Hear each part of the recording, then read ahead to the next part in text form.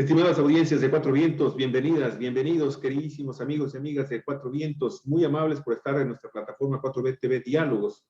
En este día, que es jueves 26 del mes de agosto del año 2021, transmitimos, le recordamos, desde la ciudad de Ensenada, Baja California, México, en donde son las 9 de la mañana con 35 minutos.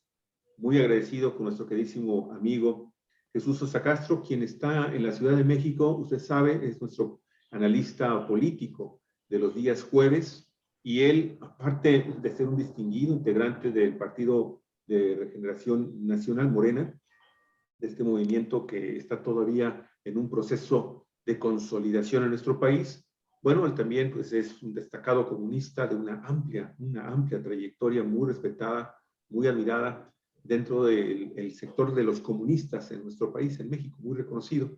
Pero también, pues, evidentemente es un articulista que colabora en algunos medios de comunicación, entre ellos está Cuatro Vientos, nos hace el favor de entregarnos también cada semana un artículo. Aparte, pues está aquí con nosotros. Muchísimas gracias, Jesús. Te agradecemos mucho de nueva cuenta de que estamos acá y te mandamos un abrazo, al igual que tu queridísima familia. ¿Cómo estás? ¿Cómo pinta este año, que comienza ya a perfilarse hacia el proceso electoral 2022? Hay que recordar que en 6 estados de la República de este país se van a renovar las gubernaturas también. También se cambian diputaciones estatales, algunos municipios. Y bueno, ya el Tribunal Electoral del Poder Judicial de la Federación y el Instituto Nacional Electoral, así como los partidos políticos, empiezan a calentar motores, Jesús, sobre este tema que también ha pasado como a segundo término en este país, después de tantos escándalos, que si se fue Anaya, que si la OEA y tantas cosas, Jesús. ¿Cómo estás? Bienvenido.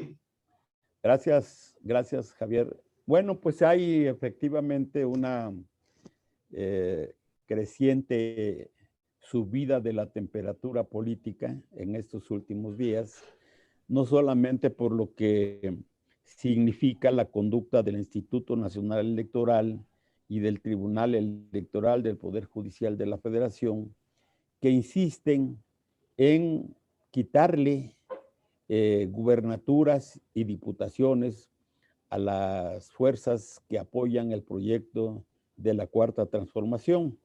No olvidemos que hace algunos días el Instituto Nacional Electoral decidió quitarle un diputado al PT en Nuevo León, otro en Baja California Sur y el otro aquí en la Ciudad de México, en la alcaldía de Azcapotzalco. Estos 3 diputados se los dieron al PAN, a pesar de que no correspondían al PAN, sino a la segunda fuerza, que en algunos casos era el Movimiento Ciudadano y en el otro caso era el PAN, ¿no? Pero al margen de esta decisión respecto de los diputados que le quitaron a Morena y a sus aliados, pues ahora está el conflicto de que quieren eliminar las candidaturas a las gubernaturas del estado de Campeche. En el caso de Laida Sansores, está en la mira el candidato triunfante del PT en el estado de San Luis Potosí, un tal Gallardo, y en el caso de Guerrero y de Michoacán, pues el caso de ¿cómo se llama esta chava? La hija de Salgado Macedonio, que fue la que triunfó como candidata a la gubernatura del estado. Y en el caso de Michoacán, pues igualmente con este compañero Rodríguez Bedoya, ¿no? Así es. Entonces son actitudes del Instituto Nacional Electoral y del Tribunal Electoral del Poder Judicial de la Federación, que no han quitado el dedo del renglón y que buscan la manera de seguir golpeando, de seguir quitándole diputaciones y fuerza política a las fuerzas, a los partidos que apoyan el proyecto que encabeza el presidente López Obrador. Ahora, al margen de esta situación que está todavía por resolverse, sobre todo en el caso de las gubernaturas, pues hay una, una cuestión muy importante que está apareciendo y que me parece una cosa que juega en este momento, pues evitando que los opositores al gobierno de Andrés Manuel y a los candidatos que triunfaron en estos estados, pues la tengan facilita, porque, por ejemplo, en el caso de Campeche, que se hizo ya un recuento de voto por voto, casilla por casilla, en el 71% de las casillas, ¿no? El resultado no solamente fue en contra de Laida Sansores, sino que creció el número de votos que originalmente se le habían acreditado a Laida Sansores. Entonces, en el otro 30% que está restante, pues puede ocurrir exactamente lo mismo. En lugar de que disminuyan los votos a favor de Laida, pueda crecer el número de votos a favor de la candidata triunfante, ¿no? Sin embargo, conociendo cómo se conocen las maniobras del Tribunal Electoral y del INE, el gobierno de la República decidió enviar a la Guardia Nacional y a la Marina para que vigilaran las casillas y se cuidara la cadena de, ¿cómo le llaman? La cadena de custodia de las casillas para evitar el manoseo de los grupos opositores, especialmente del PRI y del Movimiento Ciudadano, que reclaman que hubo fraude a favor de Laida Sansores. Pues esto ocurra, ¿no? Y empezó el día de ayer, empezó el conteo de los votos, y hasta donde se sabe, todo indica que Laida Sansores está creciendo en el número de votos de los que originalmente se le habían acreditado, hasta en el 71%. Pero vamos a ver qué es lo que ocurre finalmente, ¿no? Y en el caso de los otros 3 estados, Michoacán, Guerrero y San Luis Potosí, pues todavía no se define esta situación, pero yo creo que le están midiendo el agua a los camotes los opositores, porque se están dando cuenta de que no va a ser fácil, hacer maniobras para desconocer un triunfo que todo indica fue un triunfo legítimo de los candidatos en estos estados a favor de Morena y de sus aliados, ¿no? Sin embargo, hay un asunto que está pendiente y del cual hablábamos la vez pasada, Javier, ¿no?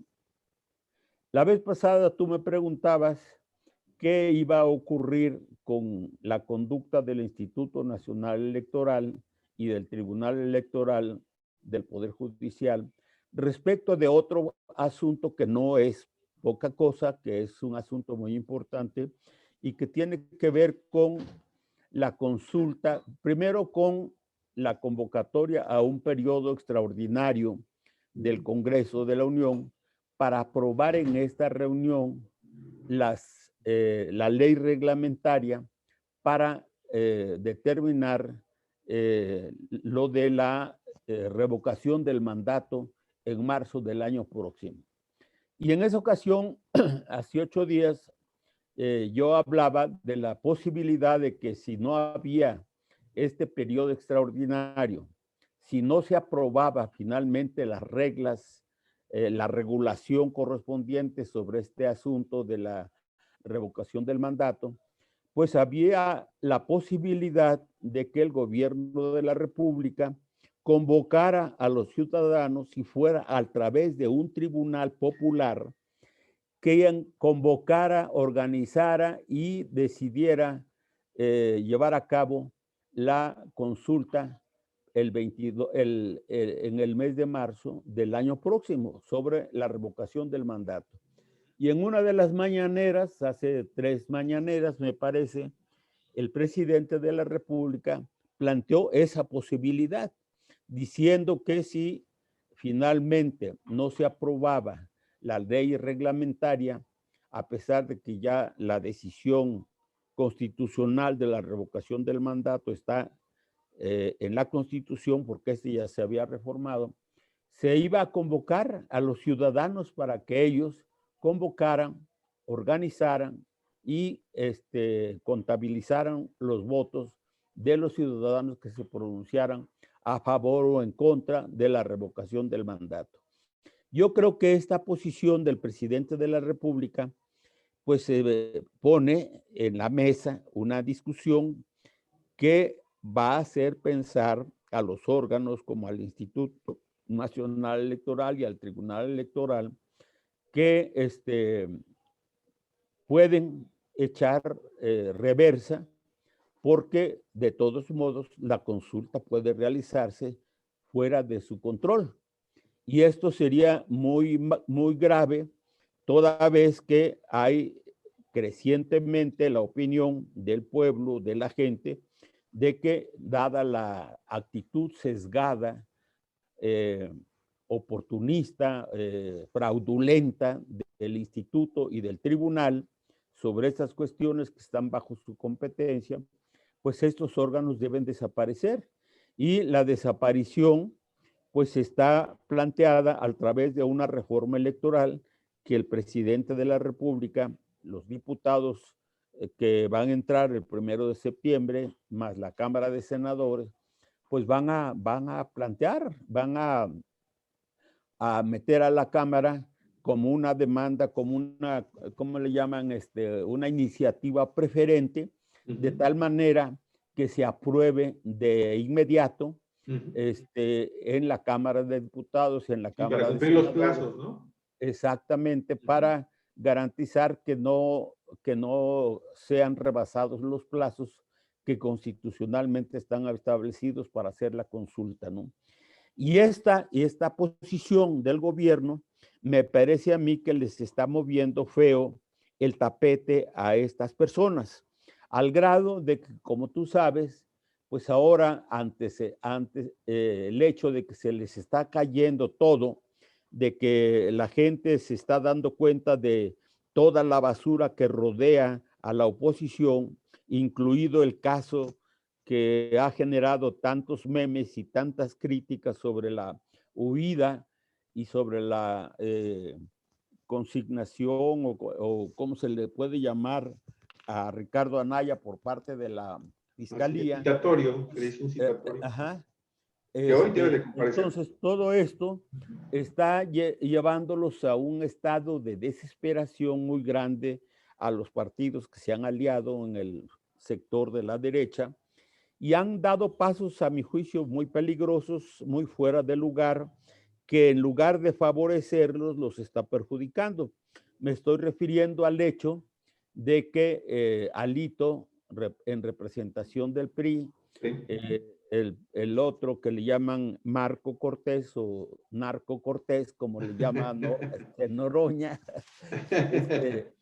y Jesús Zambrano, pues se fueron a una reunión con funcionarios de los Estados Unidos, de la OEA y de la Comisión Interamericana de Derechos Humanos, a llorar allá diciendo que todo lo que está haciendo el gobierno de la República está orientado a abrirle espacio al narco y que las elecciones ganadas por el gobierno, por los partidos de izquierda, por los partidos democráticos, pues es resultado de la participación del crimen organizado, ¿no?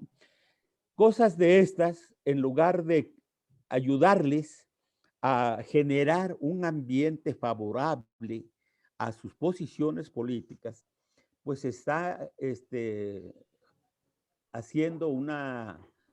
generando una situación contraria.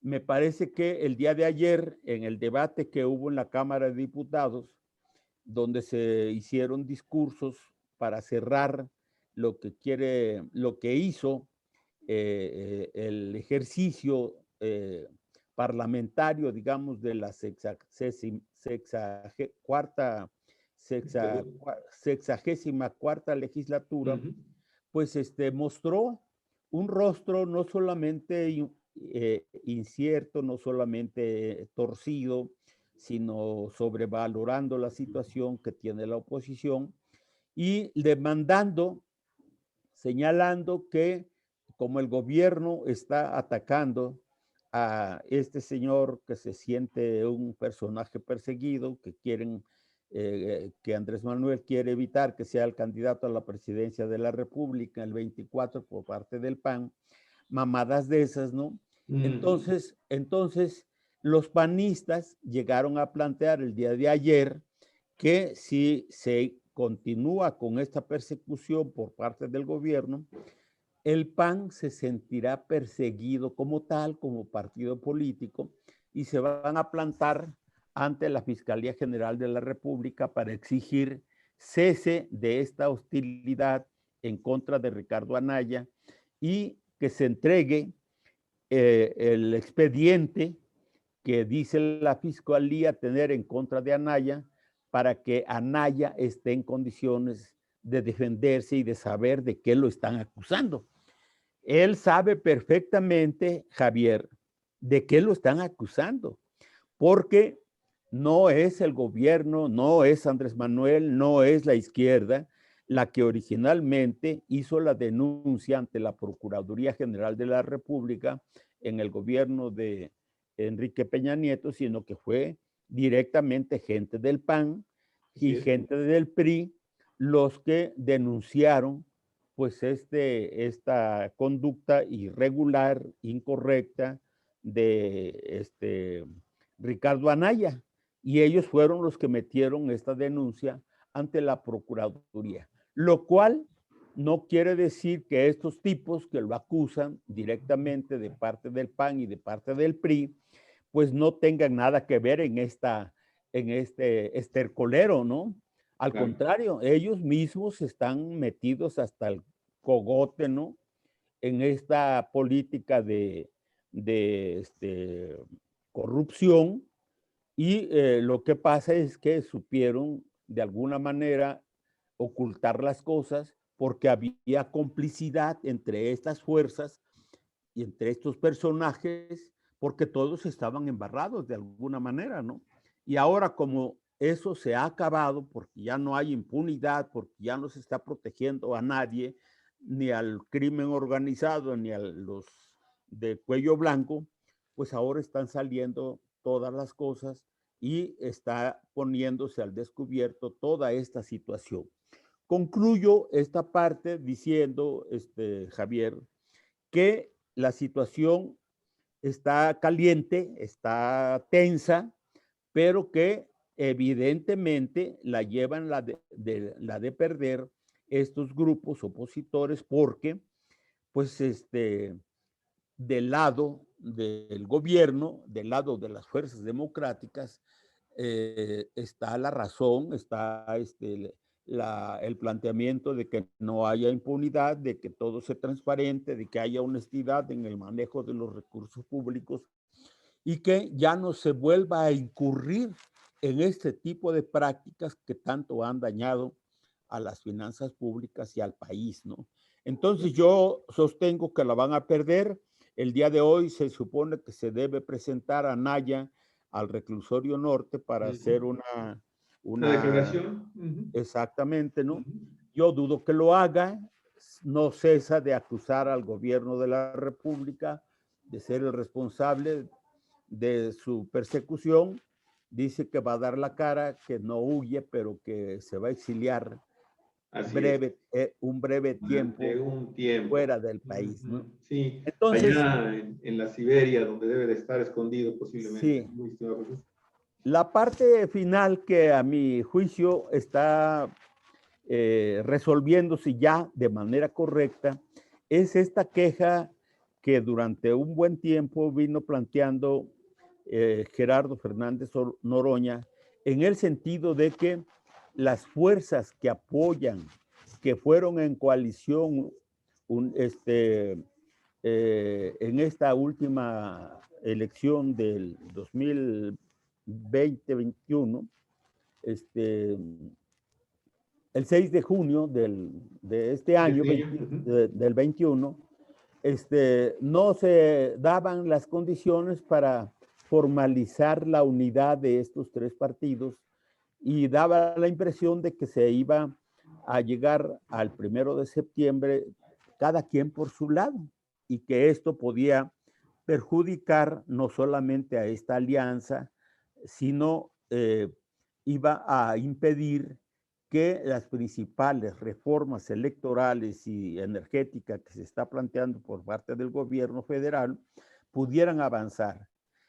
Tengo la información de que ya hay 2 reuniones, una anteayer y otra ayer por la noche, en donde estuvieron reunidos el PT, el Partido Verde y Morena, y están avanzando de manera considerable en la formulación de un proyecto de unidad en los grupos parlamentarios, de tal manera que se piensa que puede garantizarse que las reformas electorales y las reformas que está proponiendo el presidente de la República encuentren menos obstáculos una vez que se instale la 65ª legislatura que entra el 1 de septiembre de este año, ¿no?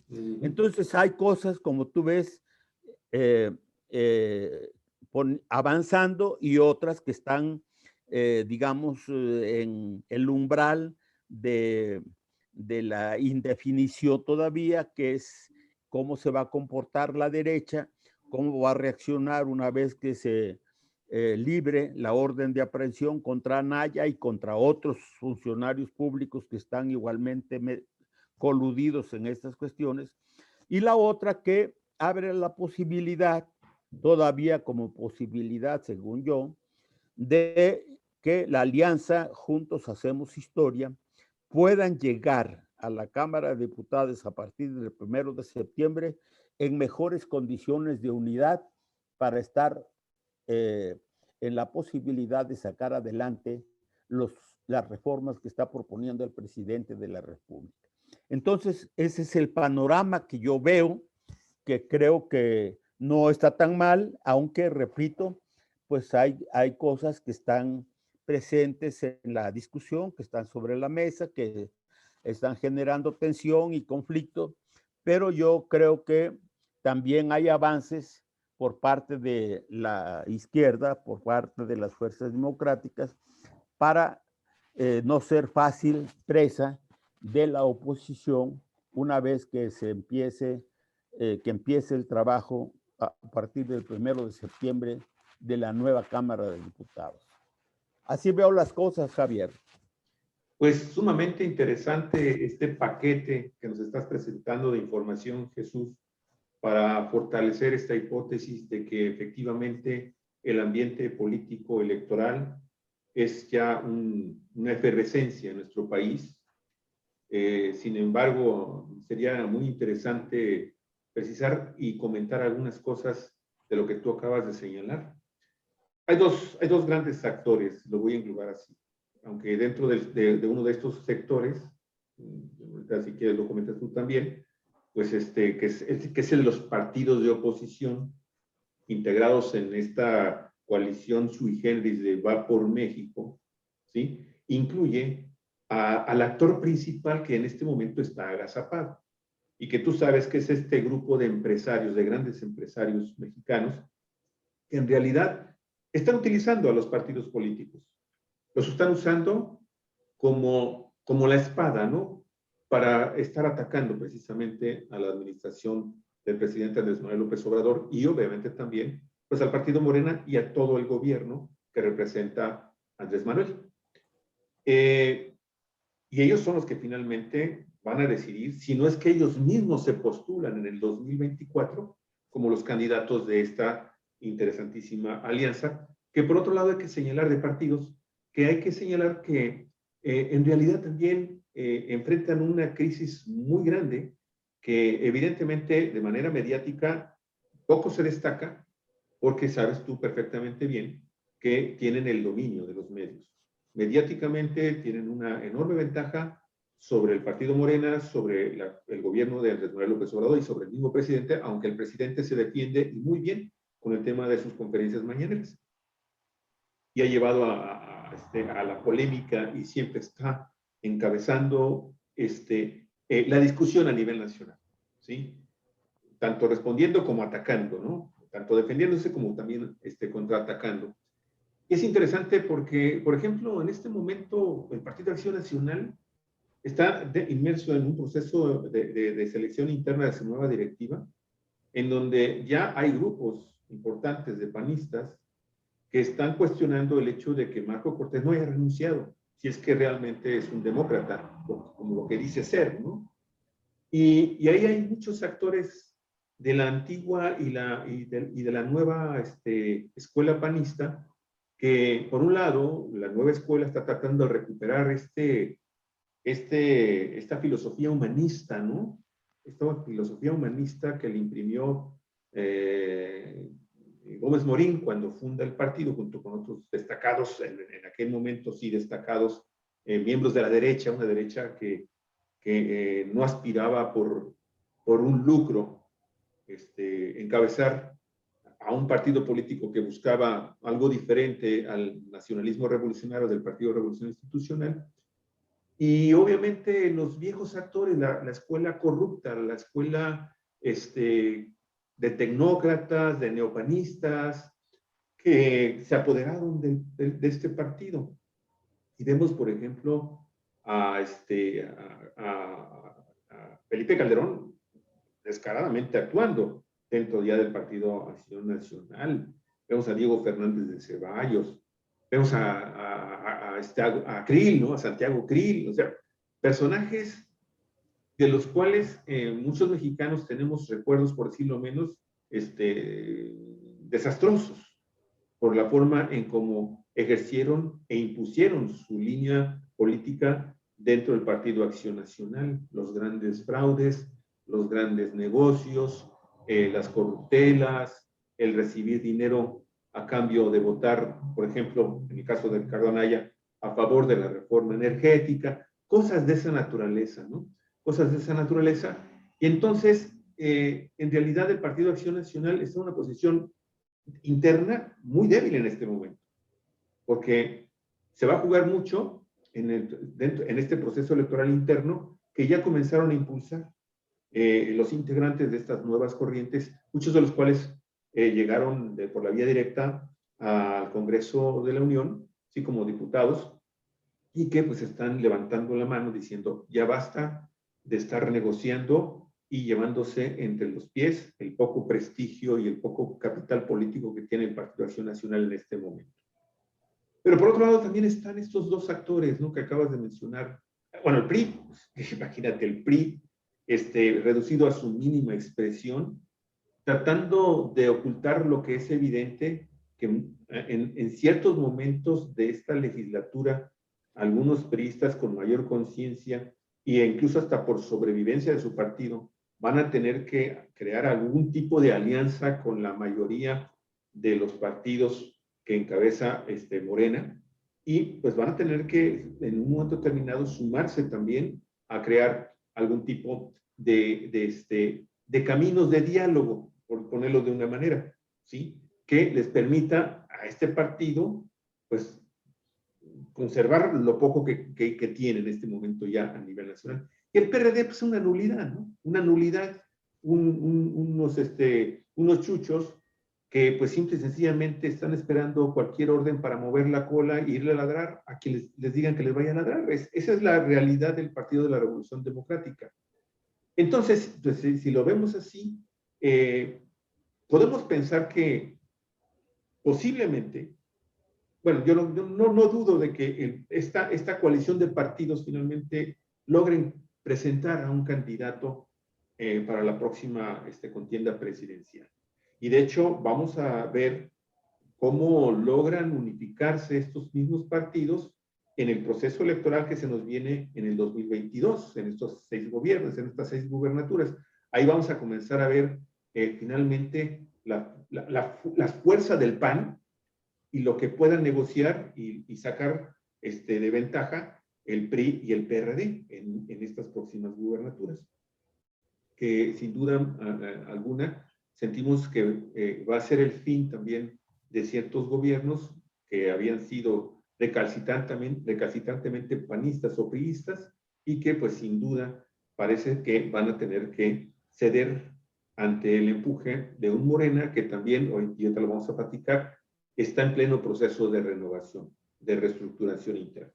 Pero bueno, ese es el lado de que ganen, bueno, eso nadie duda, yo no dudo de que no van a ganar, ¿sí? No van a ganar, pero esto lo saben precisamente los empresarios, ¿no? Y los grandes empresarios de Coparmex, Gustavo de Hoyos, que ya dijo también que aspiraba a la presidencia de la República.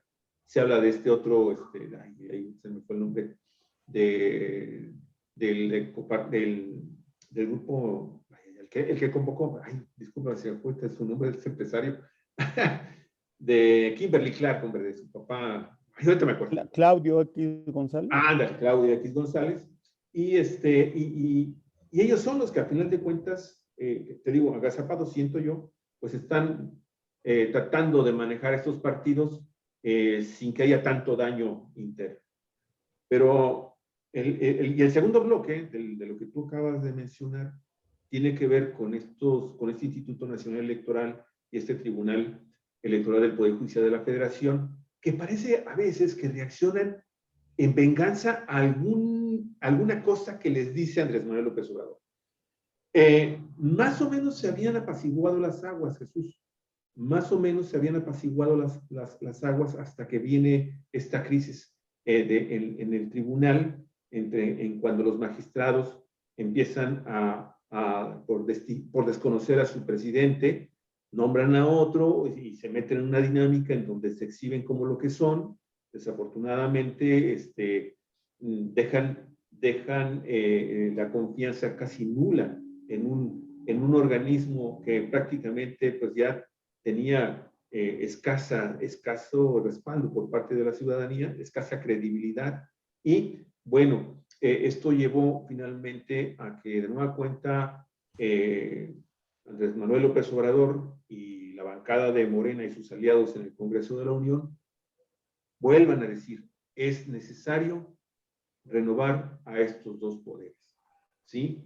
Y se habla de nueva cuenta de que es urgente que en la próxima sesión, en las próximas periodo ordinario de esta nueva legislatura que entra a partir del día 1 de septiembre, ¿sí? Se incluya ya también las reformas que se requieren para reestructurar a estos dos poderes fácticos que se han convertido en aliados de estos empresarios y de estos partidos políticos de oposición. Entonces, pareciera ser que es venganza, de nueva cuenta, todo lo que tú acabas de mencionar, de estas acciones en contra de gobernadores electos, ¿sí? De quitarle, ¿cómo se llama?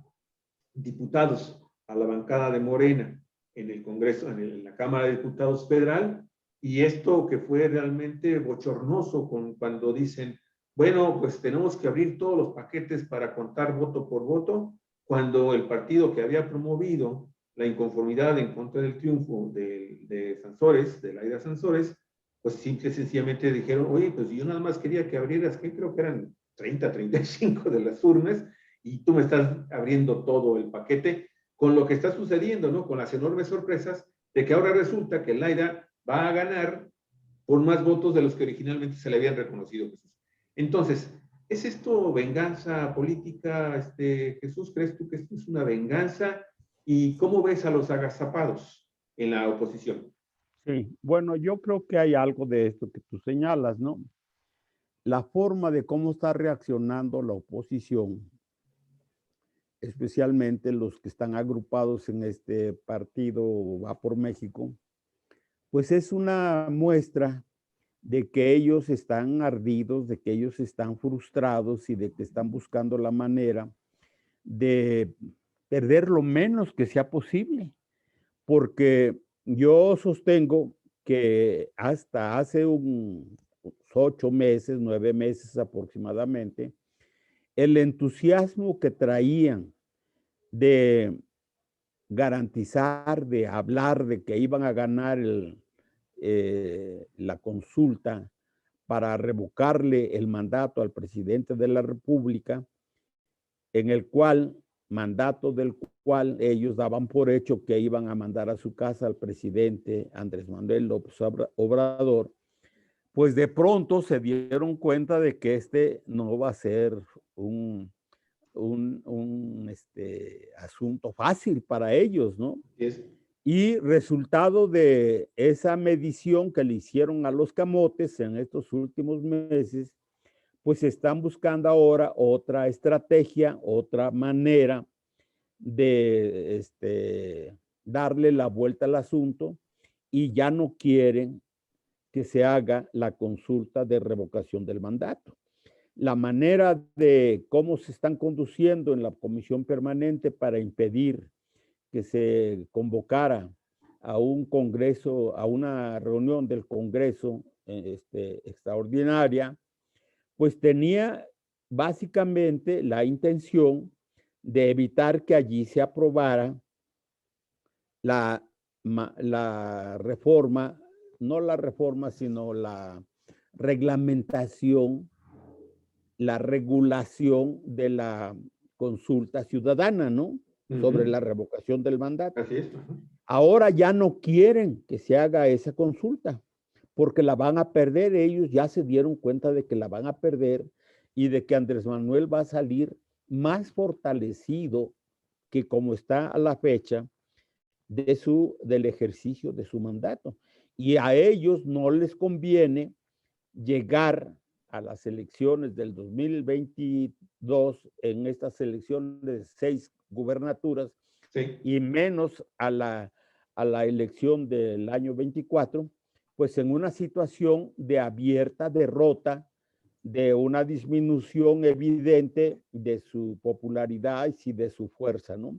Entonces, este es el primer problema que está encontrando la oposición.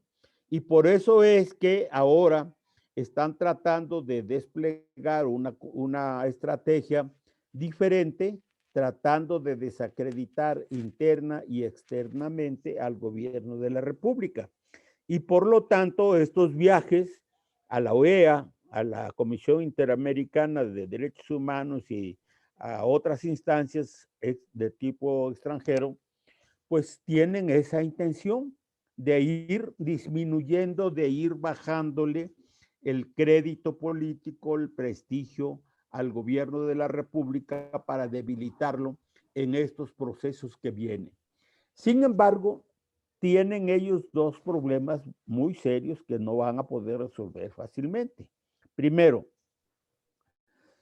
desde mi punto de vista, ellos han perdido el tiempo atacando de manera perversa, constante y consuetudinaria al gobierno de la República sin un proyecto político que les dé autoridad y que haga que la gente voltee a verlos para que se conviertan o se vayan convirtiendo en una alternativa política y de gobierno para el 2024. Ellos no tienen ningún proyecto de gobierno, ningún programa de gobierno que tenga cierta cercanía con los intereses y con las exigencias de la gente. Tú no encuentras en sus posicionamientos críticos absolutamente nada que haga posible que la gente diga, ah, pues tienen razón de la oposición, porque sus propuestas están orientadas a mejorar nuestra situación personal, ¿no? Y eso no lo tienen, porque todo lo que tiene que ver con una mejoría, con la atención de las demandas populares pospuestas durante décadas, las tiene controladas y las tiene en sus manos el gobierno de la República. Es decir, le quitaron a la oposición todo tipo de iniciativas orilladas o orientadas, mejor dicho, hacia la solución de los problemas de la gente. Esos problemas que tiene la gente o que tenía la gente y sigue teniendo en algunas partes, no los está mirando, no los está atendiendo la oposición, los está atendiendo el gobierno. Entonces, ¿cuál es el proyecto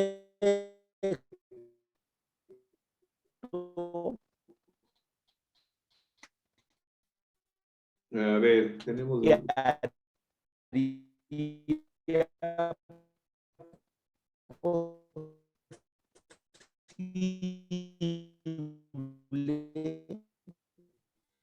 que la gente no tienen un candidato o varios candidatos como para que pudieran convertirse en los referentes principales mirando hacia el proceso electoral del 2024.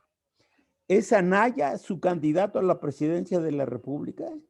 Si es Anaya, A ver, Jesús, discúlpame, tenemos un problema de nueva cuenta. Jesús, tantito, permíteme un segundo porque... Ya pueden darse por derrotados. Disculpa, Jesús, dices, me estabas preguntando, lo que pasa es que tuvimos de nueva cuenta una interrupción con el audio. Yo te estoy escuchando bien, ¿eh? Sí, pero tú no, como estamos acá, me gustaría mucho si pudieras decir, ¿qué sucedería si es Ricardo Anaya el candidato? Sí, yo digo que si es el candidato del PAN y de la oposición, Vamos por México, Ricardo Anaya, ya pueden darse por derrotados.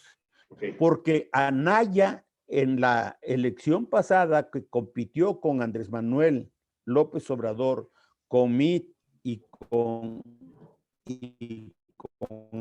Anaya. Ricardo Anaya, ajá. Estos tres candidatos y con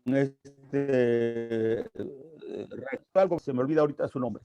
Esos cuatro, pues la gente todavía tenía la esperanza de que Ricardo Anaya pudiera ser una opción, pudiera ser una alternativa.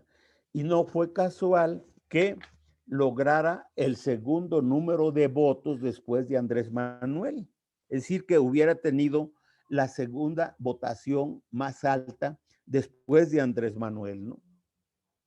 Entonces, ahora, porque no lo conocían, no sabían quién era, no se habían ido los compromisos que había adquirido con el gobierno de Peña Nieto y todo ese asunto de los moches y de la lana que recibió debajo de la mesa, ¿no? Ahora la gente ya lo sabe de qué está siendo acusado Anaya. Entonces, yo sostengo que en una campaña presidencial donde su candidato fuera Ricardo Anaya, sacaría menos votos de los que sacó en el 2018, ¿verdad? Cuando todavía la gente no estaba enterada de qué tipo de persona era. Ahora, si no es Ricardo Anaya, ¿cuál es el otro candidato que pudiera ser el candidato de la oposición? ¿Es acaso ex que va a ser el ex gobernador de Chihuahua? ¿Cómo se llama? Javier Corral. Javier Corral. Puede ser, ¿verdad? Pero él oficialmente se ha declarado no miembro del PAN, ya se salió del PAN, ya renunció al PAN, ¿no? Va a ir como candidato del PRI y de Movimiento Ciudadano y del PRD, y a esto se va a sumar el PAN, yo lo dudo, francamente, ¿no? Oye, Jesús, pero también hay la versión de que por los acercamientos que ha tenido el presidente Andrés Manuel López Obrador y las atenciones que tuvo durante su gira, que fue también una gira de 3 días, que no se había hecho a lo largo de los primeros años de gobierno del presidente a Chihuahua, pues también se habla de que posiblemente Javier Corral pudiera ingresar a las filas del partido Morena. Y creo que incluso por ahí hubo un pronunciamiento de Mario Delgado diciendo, bueno, pues hay que buscar las coincidencias, una cosa así se mencionó, ¿no? Sí, no es remoto que eso ocurra, efectivamente, ¿no? Entre otras cosas porque actualmente en Morena hay de tocho morocho, como dicen los chavos, ¿no? Hay de todo, Javier, ¿no? De tocho morocho, sí. De la derecha, de la izquierda, del centro, corruptos y gente decente también, ¿no? Así lo es. hay, lo hay. La inmensa mayoría es gente decente. Así es, ¿no? Pero la posibilidad existe. Pero peor tantito, si Javier Corral hace un pronunciamiento diciendo por qué no va con la oposición y por qué si va apoyando la alianza que tenga Morena y los actuales partidos en el proceso electoral del 2024, pues imagínate lo que eso va a significar para la derecha, ¿no? Ese va a ser el acabose, ¿no? Ahora, se habla también de Claudio X González, pero Claudio X González también ya está quemado, ya está quemado, entre otras cosas, pues porque se ha descubierto quién está atrás de Claudio X González, quién lo está financiando, cuáles son sus intereses económicos y políticos y de qué lado cojea, ¿no? Todo esto lo está conociendo la gente y va a ser muy difícil que pudiera ser aceptado como el candidato idóneo para encabezar la candidatura a la presidencia de la República por parte de estos grupos de la derecha. ¿Quiénes quedarían? Bueno, pues a lo mejor quedaría Gustavo de Hoyos, sí, el que fue el presidente de la Coparmex, y pues no sé, tal vez Denise Dresser, ¿cómo le llaman? La sopilota, ¿no? O algún otro funcionario, pero realmente no tienen mucho de dónde escoger la derecha, no tienen candidato. Y si no tienen candidato, no tienen proyecto y van a perder la revocación del mandato, entonces imagínate tú cómo van a llegar a las elecciones del 2024, porque hay el riesgo de que pierdan las 6 gobernaturas que se van a disputar en el 2022. Y si eso ocurre, pues prácticamente estos cuates llegarían encuerados a la campaña presidencial del 2024. Yo les auguro una derrota anticipada grande. Su desesperación me parece a mí que es una muestra de que no saben qué hacer, no tienen proyecto, no tienen idea.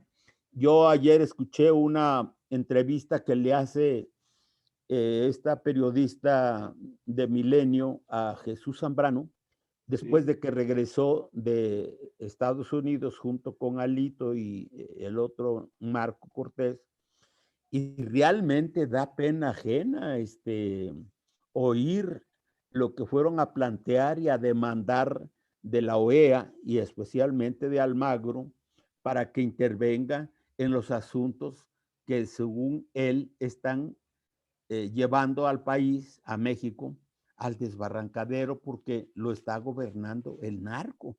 Entonces, eso, pues yo digo, por lo menos muestra un estado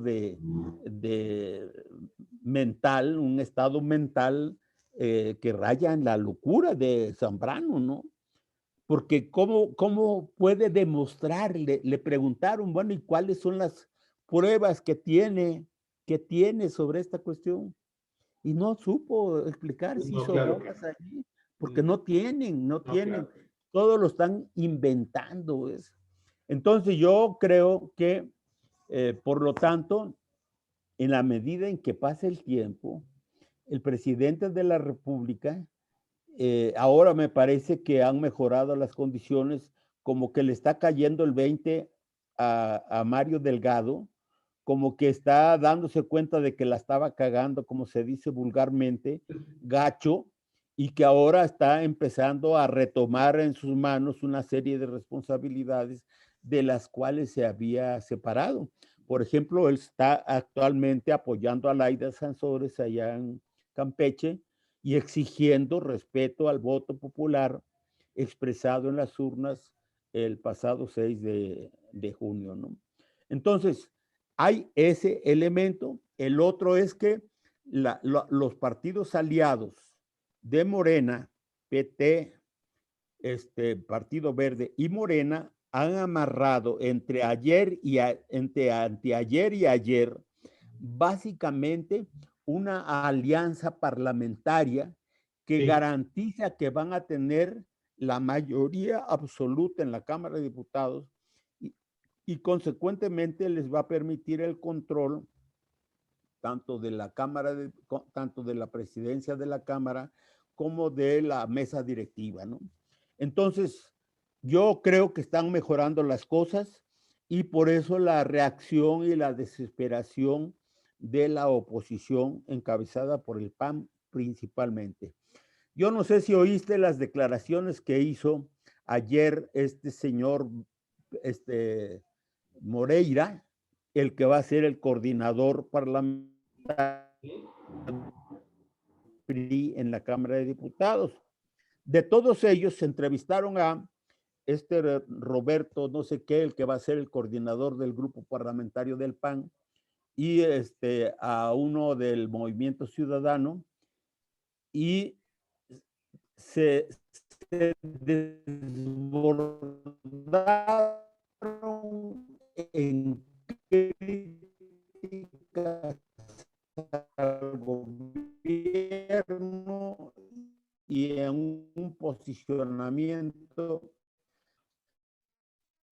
ultra en contra del proyecto de la Cuarta Transformación. Al grupo parlamentario dijo, bueno, estamos de acuerdo en donde la discusión de todos los grupos parlamentarios para servirle a México. Y nosotros estamos abiertos a esa situación. Cosa que, a mi juicio, expresa mayor madurez política y un menor grado de confrontación con el proyecto de la Cuarta Transformación. Posibilidad de que se reelijan los diputados, por lo menos 2 veces más. Ellos saben que si no adoptan una actitud menos cerrada, menos de confrontación, como lo está haciendo el PAN y el PRD, corren el riesgo de perder el registro o de perder el número de votos que han tenido hasta la fecha. Y muchos de ellos no podrían reelegirse estando en una situación de debilidad política al interior de su partido. Y por lo tanto, andan empezando a medirle el agua a los camotes para ver qué compromisos, qué acuerdos pueden llegar con la oposición, o sea, con las fuerzas que apoyan el proyecto del gobierno, y garantizar por lo menos un mayor tiempo como integrantes de la Cámara de Diputados, aun cuando haya una debilidad grande en el seno de entonces yo digo que pues no lo es tanto si entramos al detalle, si entramos a examinar la parte fina de esta conducta de los partidos y sobre todo de los intereses que hay también en estos grupos, porque no todos piensan igual, claro. No todos tienen los mismos intereses y muchos de ellos no quisieran llegar a la posición de estar en contra de todo y contra todo, ¿no? Así es, Jesús. Pues muy interesante de nueva cuenta varios de los comentarios que estás haciendo. Creo que es el momento incluso también para comenzar a buscar qué es lo que va a suceder con esta alianza de los partidos y de cara a la elección del 2024. Si nos centramos, porque a partir del próximo mes de septiembre, en algunos de los estados que van a renovar, por ejemplo, gubernaturas, arrancan ya sus procesos electorales con miras precisamente a escoger 6 gubernaturas. Y en este caso yo quisiera dar la información porque las gubernaturas que se van a elegir son las de Aguascalientes, Estado Durango, Hidalgo, también Oaxaca, Quintana Roo y Tamaulipas. Bueno, pues ahí vemos, te digo, la presencia del PRI y del PAN con gobernaturas, ¿no? Muy, muy interesantes. Luego también se van a renovar 39 ayuntamientos con sus respectivos presidentes municipales y sus respectivos regidores y 25 diputaciones locales. Fíjate que estoy viendo que solamente Durango es el estado que va a renovar a la totalidad de sus ayuntamientos. Es el único estado donde va a haber esta elección para ayuntamientos, para municipios. Y en Quintana Roo también será el único estado de la República de estos 6 que van a tener elecciones el próximo año, en que el único que va a renovar su Congreso Estatal de estas elecciones. Así que, pues lo que viene, mi estimado Jesús, es precisamente conocer cómo se van a conformar estas candidaturas en estos partidos de oposición, para conocer también finalmente lo que va a suceder con los 2 grandes acontecimientos adicionales que hay de frente al proceso electoral de 2024.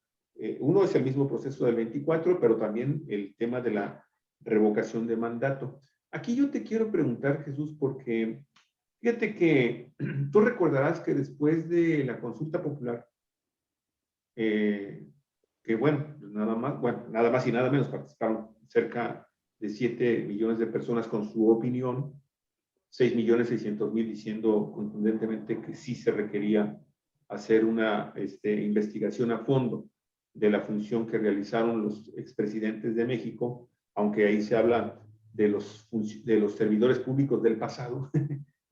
Esa Suprema Corte de Justicia también con esa pregunta como que también nos estaba provocando demasiada confusión en el proceso de la consulta. Sin embargo, tú recordarás que a raíz de lo que sucedió en esa jornada de consulta, bueno, hubo un grupo de ciudadanos encabezados por Omar García, entre otros personajes. Tú sabes, Omar García, este joven estudiante de la Universidad de sobrevivió a los acontecimientos que precisamente el día de hoy en la noche y el día 27 recordaremos del 2017, fue la desaparición de estos 43 jóvenes estudiantes de Ayotzinapa. Bueno, ellos anunciaron que al domingo siguiente de esta consulta se iba a crear en nuestro país el capítulo México del Tribunal Permanente de los Pueblos, con miras a 2 cosas, ¿no? Coordinar los trabajos que se supone iban a realizar los integrantes de estos comités o estas comisiones de la verdad con el tema de los expresidentes. Y yo lo cierto que veo, y esto lo relaciono también con el tema de lo que está anunciando, esta mención que tú haces de Andrés Manuel López Obrador, anunciando que si no va el tema de la revocación por el tema del Instituto Nacional, las leyes y todo esto, se convocaría también a una especie también de tribunal popular para que se realizara esta consulta vía revocación de mandato. Pero lo cierto, mi estimado Jesús, y aquí me podría servir también como una especie de entrada a otro tema que también te quiero consultar, porque sé que tú estás jugando un papel preponderante en esta revisión de los daños, de las cosas que se han hecho bien y las cosas que se han hecho mal adentro del partido Morena, ¿sí? Porque de alguna forma la gente que también estaba convocando a la creación de las comisiones de la verdad y el tema del capítulo México del Tribunal Permanente de los Pueblos en nuestro país, como que quedaron también en el vacío. No hemos tenido nueva información. Es más, yo estaba buscando si se había o no se había realizado la reunión a la cual se convocó para la creación. Te decía, ¿me escucha? Ahora sí te escucho, Javier, sí, pero se congeló.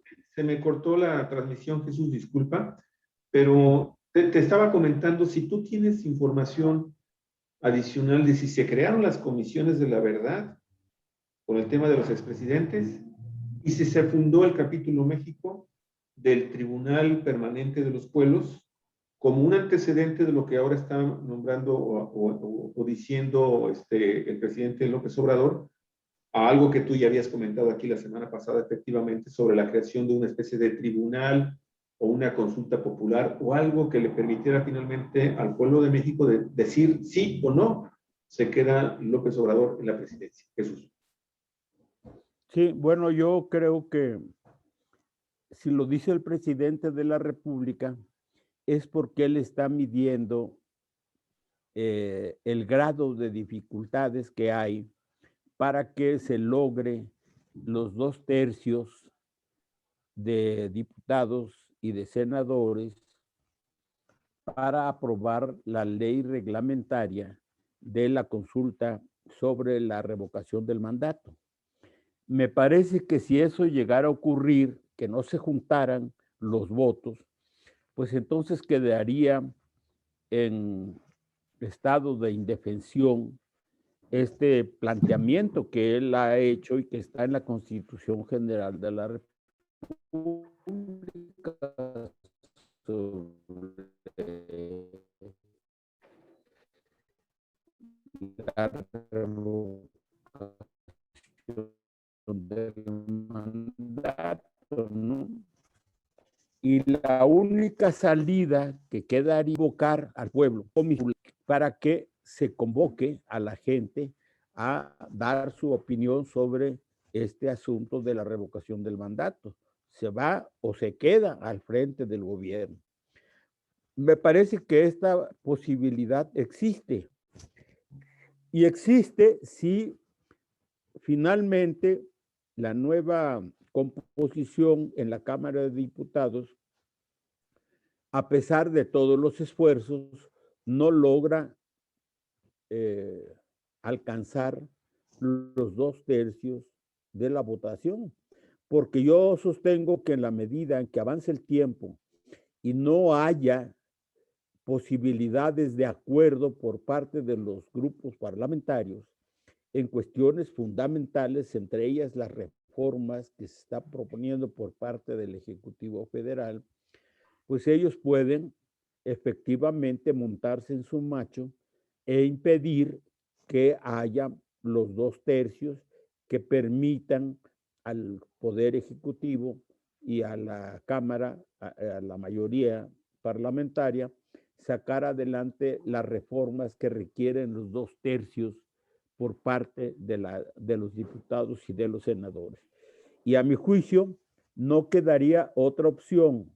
O bien ahí queda la cosa pasmada, cosa que me parece a mí estaría mal, o bien se convoca a la gente a sacar por sí misma adelante esta idea. Y la única manera es justamente convocar a un tribunal debidamente integrado con las personalidades que reúnan los perfiles necesarios que se requieren para que convoquen, organicen y hagan el conteo de la votación que tenga que ver con esta demanda, ¿no?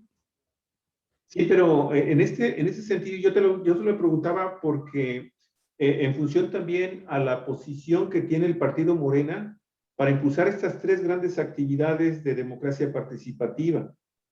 Las comisiones de la verdad, el Tribunal Popular Permanente y el tema de la revocación de mandato. Siento yo que el partido Morena ha estado como partido, como instituto político, nada más y nada menos que el instituto político del presidente de la República, ¿sí?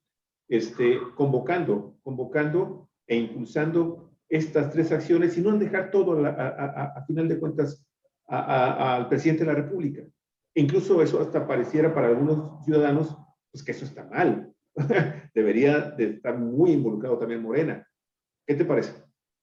Mira, yo creo que no sería correcto que si no se acuerda la revocación del mandato en las instancias constitucionales que están nombradas para el efecto, me estoy hablando de la Cámara de Diputados y de la Cámara de Senadores, si no se logran los 2/3, no debiera ser el partido Morena el que tome la bandera de convocar a esa consulta, porque el origen de la demanda no fue del partido, sino que fue del presidente de la República.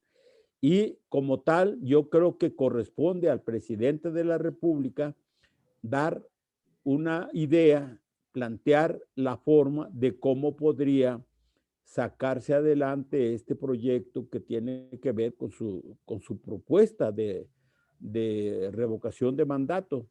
Porque si entran los partidos políticos, si entra Morena, pues entonces todos los demás partidos van a demandar el derecho de participar justamente en una situación que me parece que haría,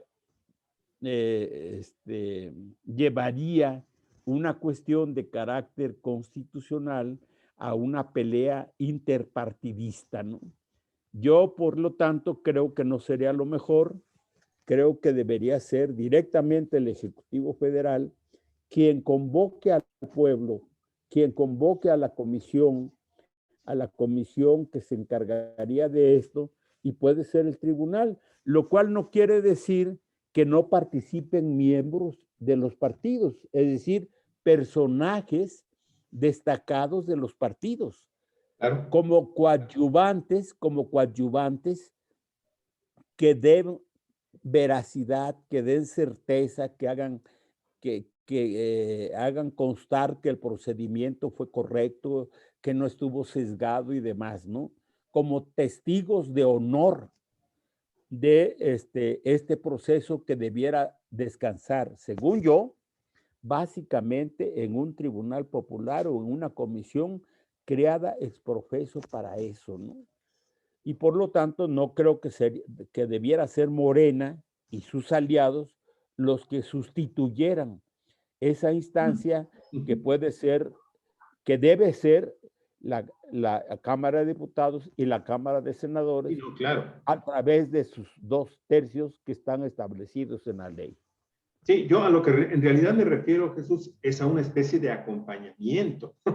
Vamos, cuando menos en materia de pronunciamientos, de hacer propuestas, Sí, tal yo como creo que está eso haciendo sí. en este momento, Jesús. O sea, eso creo yo que le corresponde a las dirigencias, a los órganos estatales, a los consejeros.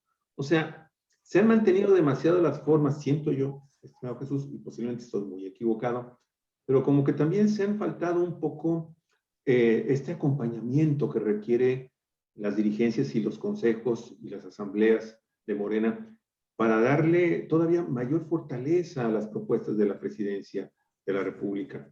Porque, insisto, pareciera ser entonces que es, como lo acusan a veces los mismos partidos de oposición, caprichos, cosas que de repente se le ocurren, ocurrencias, cosas así, y no va armado por un partido que yo sé que en este momento está en una reestructuración, Jesús, y me gustaría mucho, ya también incluso para terminar la conversación, si nos pudieras también dar información de cómo va este proceso de renovación al interior del partido Morena, pero sí siento que el partido todavía sigue siendo muy chico. Ok, sabemos que está en una etapa de formación, inclusive no llega a cuajar todavía como un instituto consolidado, sólido, sí que tenga fuerza de carácter, en primer lugar, de carácter moral. Y después, obviamente, que lo tiene porque pues, el presidente de la República es el gran líder de Morena. Y si él dice, vamos a votar por todos, vamos a votar parejo en estas elecciones, pues la gente vota parejo, sin importar que, por ejemplo, en el caso de Baja California, pues, muchos de los candidatos de Morena y sus aliados, pues eran impresentables, pero la gente responde todavía, ¿no? La gente responde.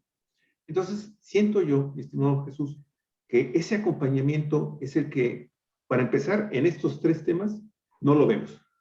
Sí, en eso tiene razón. Yo creo que no, no le impide, nada le impide a los partidos, incluso a los de oposición, hacer un pronunciamiento sobre la procedencia o no, la importancia o no, la constitucionalidad o no, de que no resuelto el problema de los 2/3 en las cámaras, sea un tribunal popular el que debiera convocar.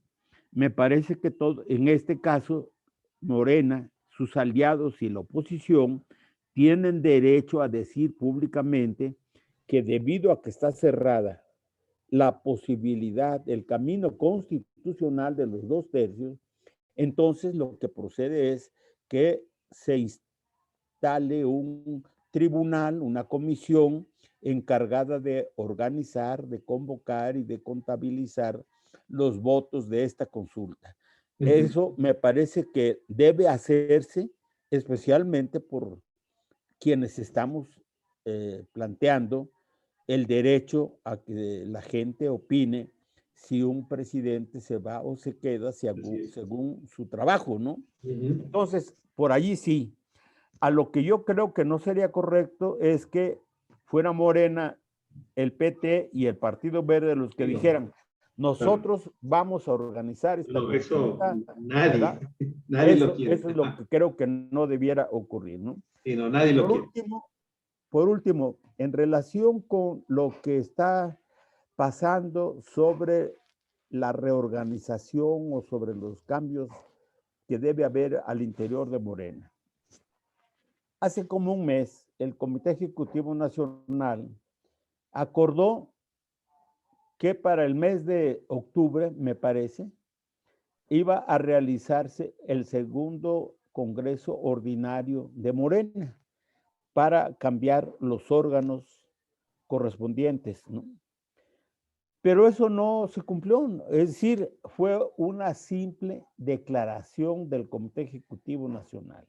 No hay absolutamente nada que indique que se está trabajando en esa dirección.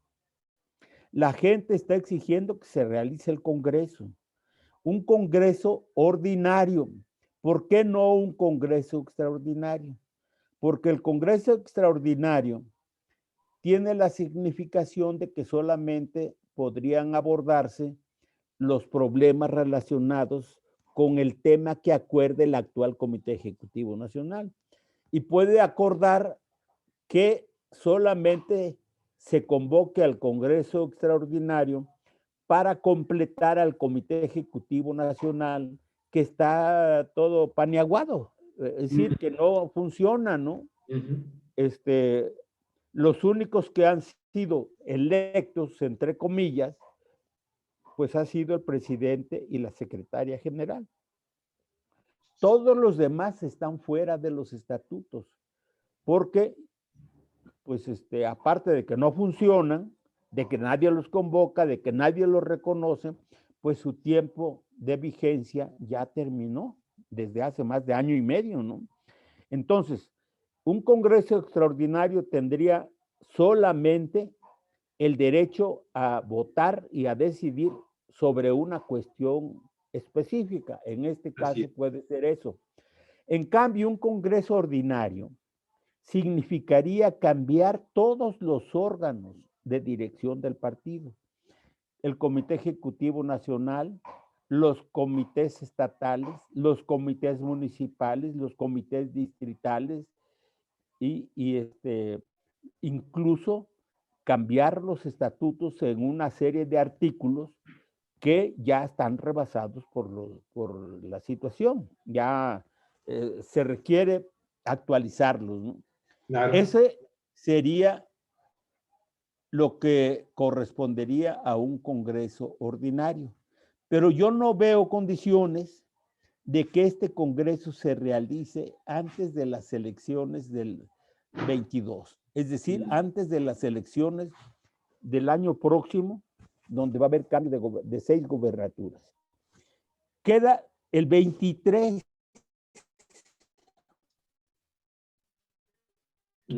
Todo el año 23. Perdón, Jesús, de nueva cuenta. Hay un lapso.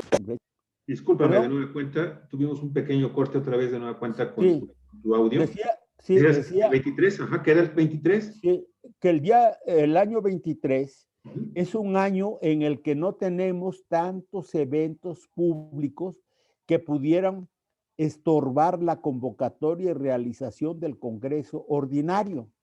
Entonces nos iríamos hasta ese año, hasta el año 23, para convocar al Congreso ordinario y cambiar todos los órganos de dirección del partido incluido el actual Comité Ejecutivo Nacional, que estaría ya bajo su responsabilidad el proceso electoral del 2024. ¿no?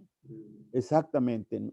Pero de aquí al 2023, yo veo muy difícil que las cosas cambien, que se convoque a un congreso o que motu propio las bases del partido tomen en sus manos algunas responsabilidades que solamente pueden ser dadas por parte de un congreso. ¿Qué queda entonces, Jesús? ¿Qué queda entonces por hacer? Bueno, lo que queda es que lo que está formalmente reconocido, que es el Comité Ejecutivo Nacional, la Comisión Nacional de Elecciones, la Comisión Nacional de Honestidad y Justicia y el Consejo Nacional, que existen, que allí están y que no funcionan, pues empiecen a tomar en sus manos las decisiones que hasta ahora han sido tomadas por dos personas, básicamente por Mario Delgado y por Citlali Hernández, ¿no? Entonces, se requiere que estos órganos que no están funcionando, pero que formalmente existen todavía, entonces tomen en sus manos estos problemas, los impulsen, organicen al partido, llamen al partido y lo pongan en movimiento, lo pongan a trabajar, ¿no? A reserva de que se convoque al Congreso Ordinario y ya sea otra la institucionalidad, otras las formas y otras las personas las que tomen en sus manos la rectoría de la política partidista. Pero eso yo no lo veo antes del 23. Perfecto, es que 2 años son muchos años, Jesús. Así es, así y es. bueno, cerraría con esto. Los grupos, me imagino, se están consolidando. Sabemos, porque aquí mismo en Ensenada y en el resto de Baja California existen, quiero decirte que tú sabes la situación de Baja California, es una situación también muy complicada para Morena. Jaime Bonilla no unió, al contrario, desunió, enfrentó, confrontó a muchos morenistas.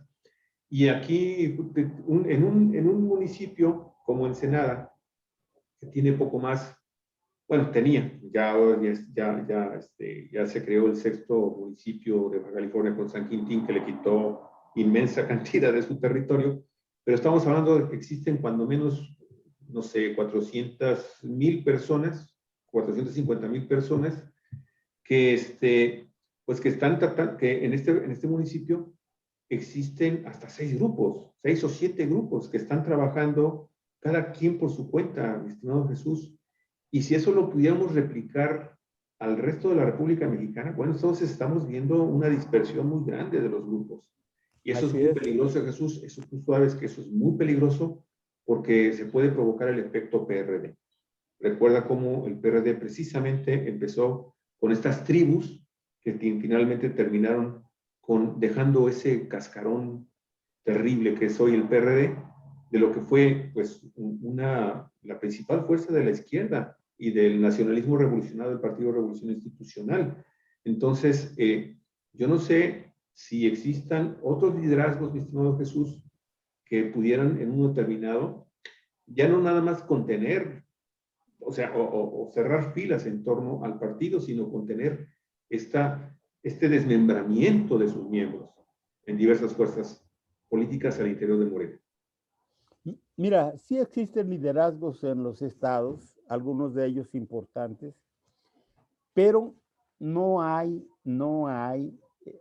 ni la capacidad ni la intención de encabezar un movimiento de carácter nacional que implique confrontarse con el actual equipo de dirección. Es decir, aquí en la Ciudad de México, pues hay muchos compañeros que nos reunimos, que discutimos, que tenemos opinión y que nuestra autoridad política en un sector importante de la militancia en la Ciudad de México nos oye, nos escucha y demás. Pero de allí a que nosotros estemos en condiciones de disputarle la dirección política al Comité Ejecutivo de la Ciudad de México, pues hay una gran distancia. ¿Por qué? Primero porque pues no hay ninguna convocatoria que vaya orientada a aplicar este ejercicio democrático desde la base, digamos, ¿no?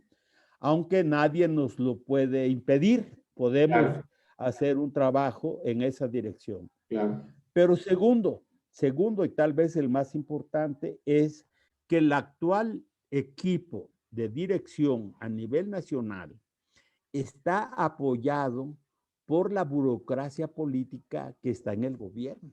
Ya. Es decir, Mario Delgado, el Comité Ejecutivo Nacional y su gente tienen el apoyo de Andrés Manuel, Ya. ¿verdad? Si no el apoyo expreso, sí un apoyo tácito. Es decir, porque no hay crítica a su trabajo, le permiten a estos órganos que hagan lo que quieren y se da por buena su participación y sus resultados. Entonces, hacer otra cosa por liderazgos locales o estatales significa confrontarse también con la burocracia que está ejerciendo el poder político en las distintas instancias. Claro. Y yo creo que eso es lo que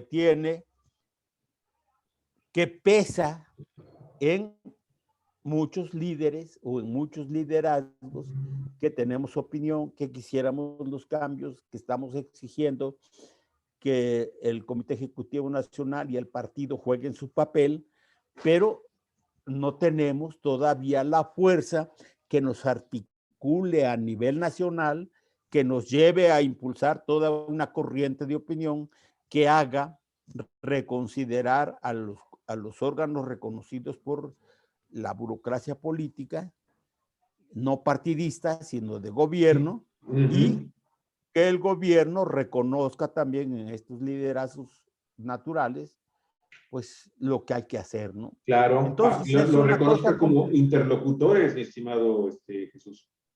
Como interlocutores auténticos de las bases de Morena. Exacto. Pero esto todavía me parece a mí, pues es una cosa difícil. Todavía no ha madurado lo suficiente y yo creo que esto es lo que detiene, lo que hace posible que cada quien se reúna con sus grupos, discuta las cosas y allí se queda todavía la discusión, no se articula con la discusión y con el trabajo a nivel nacional, ¿no? Ese es el problema que hay todavía.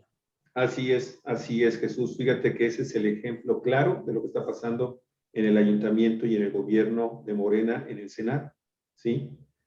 Están los morenistas de cepa, pero esa burocracia que se incrustó en el gobierno de Morena en el municipio de Ensenada, en el ayuntamiento y el municipio de Ensenada, pues impide en uno determinado que estos grupos inconformes, que estos grupos críticos, que estos grupos con un gran liderazgo de carácter moral, ¿sí?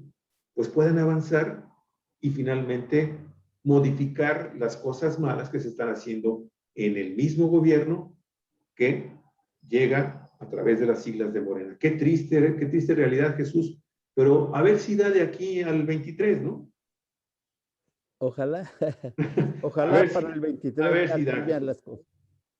Bueno, pues salvo que quieras comentar alguna última cosa, mi estimado Jesús, yo te agradezco de corazón, de nueva cuenta, grandes cosas has estado comentando aquí, grandes revelaciones, cosas muy interesantes, Jesús, como siempre.